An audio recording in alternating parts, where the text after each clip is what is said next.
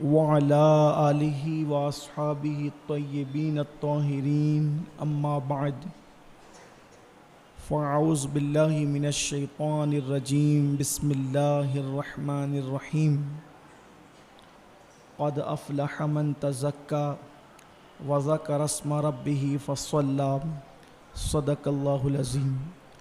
غوث اعظم بمنے بے سر و ساما مددے قبلِ دین مددے کعبہ ایمان مددے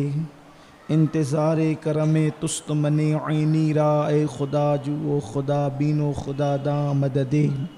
بگردہ بے بلا افتادہ کشتی ضعیفان و شکستہ رات و پشتی بحق کے خواجہ عثمان ہارون مدد کن یا معین الدین چشتی مدد کن یا معین الدین چشتی مدد کن یا معین الدین چشتی۔ آئیے بلند آواز سے میرے ساتھ مل کر پڑھیں الصلاۃ والسلام علیک یا رسول اللہ، الصلاۃ والسلام علیک یا نبی اللہ، الصلاۃ والسلام علیک یا حبیب اللہ، وعلی آلک و اصحابک یا نور اللہ، صلی اللہ تعالی علیہ وسلم۔ ایک درود شریف اور پڑھنے اللہم صلی وسلم وبارک علی سیدنا و مولانا محمد نبی الامی الحبیب العالی القدر العظیم الجاہ و آلہ وصحبہ وبارک وسلم۔ یہ جو درود شریف آپ نے پڑھا ہے اس سے قبل بھی آپ کو پڑھایا جا چکا ہے۔ فرمایا گیا جو اس درود شریف کو جمعہ کی شب میں یا جمعہ کے دن میں پڑھے گا تو وہ موت کے وقت اللہ کے رسول صلی اللہ علیہ وآلہ وسلم کی زیارت کرے گا۔ اس لیے اپنی عادت بنائیں کہ اس درود شریف کو روزانہ ایک مرتبہ پڑھ لیا کریں۔ اس کی فضیلت تو جمعہ کے دن پڑھنے کی ہے، لیکن روز پڑھیں گے تو اس کے آپ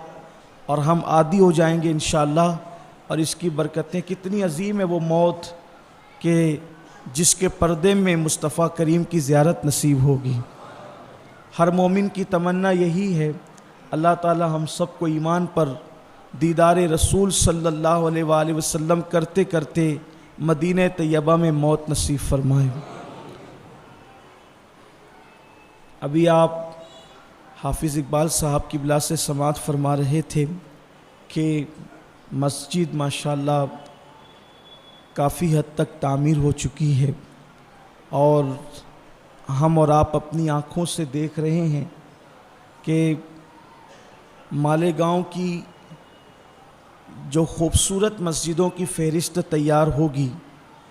تو اس میں انشاءاللہ مسجد آفتاب رسالت کا نام اوپر کی فہرست میں ہوگا انشاءاللہ۔ واقعی بڑا عظیم کام انجام دیا گیا ہے، اللہ تعالیٰ قبول فرمائیں۔ جیسا مسجد کا نام تھا ویسا ہی مسجد میں کام بھی کیا گیا۔ مسجد کا نام بھی تو آفتاب رسالت ہے، تو اللہ کرے قیامت تک یہ مسجد سورج کی طرح چمکتی رہے۔ یاد رکھیے مسجدوں کی تعمیر وہی لوگ کرتے ہیں یا انہی لوگوں کو اللہ تعالیٰ مسجدوں کی تعمیر کرنے کی توفیق عطا فرماتا ہے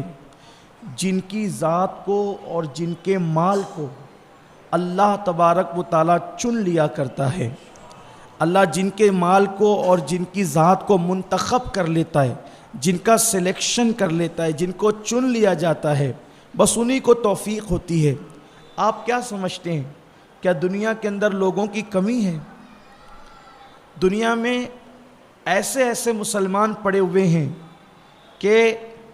اگر ان کی دولت کو کبھی آگ لگ جائے، اللہ نہ کرے کے ساتھ اللہ نہ کرے ان کی دولت کو آگ لگ جائے تو مہینوں جلتی رہے، اتنی دولت اللہ نے لوگوں کو عطا کی ہے، لیکن جب ان کے سامنے یہ ذکر ہوتا ہے کہ اللہ کی راہ میں خرچ کرو، تو ان لوگوں کو ایسا لگتا ہے جیسے سنائی ہی نہیں دیا۔ لیکن اللہ کے ایسے بندے جن کو میرا اللہ چن لیتا ہے، کوئی مانگے یا نہ مانگے، جب ان کو پتہ چلتا ہے کہیں پر مدرسہ چل رہا ہے، کہیں پر مسجد کی تعمیر ہو رہی ہے، کہیں پر نیک کام ہو رہا ہے، تو پھر وہ لوگ مطالبے کا انتظار نہیں کرتے،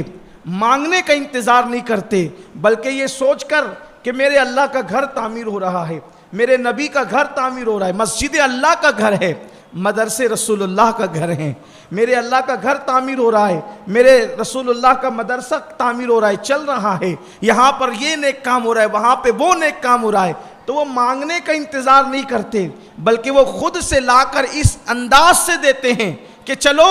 لوگ دنیا کی بینک میں جمع کراتے ہیں تاکہ گرے وقت میں ہمیں کام آئے، ہم اللہ کی بینک میں جمع کرا دیں، اس لیے کہ دنیا کی بینک میں جمع کرائیں تو پیسہ مصیبت میں یاد آتا ہے تو انسان سر کھجا کر سوچتا ہے کہ میں نے تو بہت دنوں پہلے جمع کرا رکھا ہے، اب کچھ نہیں ہے، سارا خالی ہو گیا ہے، تو بینک سے نکالیں اپنے حق سے اور پھر جتنا چاہیں جہاں چاہیں خرچ کریں۔ بلا تمثیل یہ جو لوگ اللہ کی راہ میں خرچ کرتے ہیں یہ اللہ کی بینک میں جمع کراتے ہیں، جب بدن پر کفن بھی نہیں ہوگا اس وقت میرا اللہ فرمائے گا کہاں ہیں وہ لوگ جنہوں نے میری راہ میں خرچ کیا تھا، انہوں نے گویا کہ مجھے قرض حسنہ دیا تھا، انہوں نے اپنی طاقت کے مطابق دیا تھا، آج میں ان کو اپنی شان کے مطابق عطا کروں گا۔ اس وقت لوگ جو نہیں دینے والے ہیں وہ تو دانتوں تلے انگلیاں چبائیں گے غصے میں کہ کاش ہم نے کیوں نہ خرچ کیا، کیوں نہ دیا، ہم لوگ دیتے تو کتنا اچھا ہوتا، لیکن دینے والے بھی کچھ افسردہ ہوں گے، اتنا کم کیوں دیا تھا، اور زیادہ دے دیتے تو یہاں بھی اور زیادہ ملتا، لیکن وہ دنیا، یہ دنیا ختم ہو چکی ہوگی، اس دنیا میں پچھتانے سے کوئی کام نہیں چلے گا۔ میرے آقا صلی اللہ علیہ وسلم کے دیوانوں، مسجد بنانے والوں کا انعام کیا ہے یہ تو اللہ ہی جانے، صرف جو مسجد میں روشنی کر دے، جو مسجد میں روشنی کر دے، صرف روشنی کر دے، اس دور میں جب یہ فرمان جاری کیا گیا کہ جو مسجد میں روشنی کرے گا، اس دور میں مسجد میں روشنی کرنے کا طریقہ چراغ کا جلانا ہوتا تھا۔ حدیث پاک میں آتا ہے جو مسجد میں روشنی کرتا ہے، صرف چراغ جلا دیتا ہے، تو اللہ تبارک و تعالیٰ کے وہ فرشتے جو حاملین عرش ہے، یعنی جنہوں نے اللہ کے عرش کو اٹھا رکھا ہے، جب تک کسی کا جلایا ہوا چراغ مسجد میں جلتا رہتا ہے وہ فرشتے اس کے لیے مغفرت کی دعائیں کرتے رہتے ہیں۔ میں سوچتا ہوں کہ اللہ تعالیٰ کا کتنا احسان ہوا کہ اس نے ہمیں ایسے دور میں پیدا کیا کہ لوگ چراغ جلائیں تو ان کا چراغ بجھ سکتا تھا، لیکن اللہ تعالیٰ نے تو ہمیں لائٹ کے دور میں پیدا کیا، اس کی تو کوئی مدت ہی نہیں ہے۔ اگر ہم یہاں روشنی کریں، صرف روشنی کرنے والے پر یہ انعام ہے کہ مغفرت کی دعا ہوگی جب تک کہ روشنی ہوگی۔ تو جو مسجد میں اینٹ رکھے اپنے پیسے سے، مسجد کے اندر کوئی اور چیز لگا دے، تو اس کا مطلب یہی تو ہے کہ جب تک آپ کے پیسے کی اینٹ، آپ کے پیسے کی ریتی، آپ کے پیسے کی کنکر، آپ کے پیسے کا سیمنٹ، آپ کے پیسے کا سریا، کوئی چیز مسجد کے اندر جب تک لگی رہے گی فرشتے آپ کے لیے مغفرت کی دعائیں کرتے رہیں۔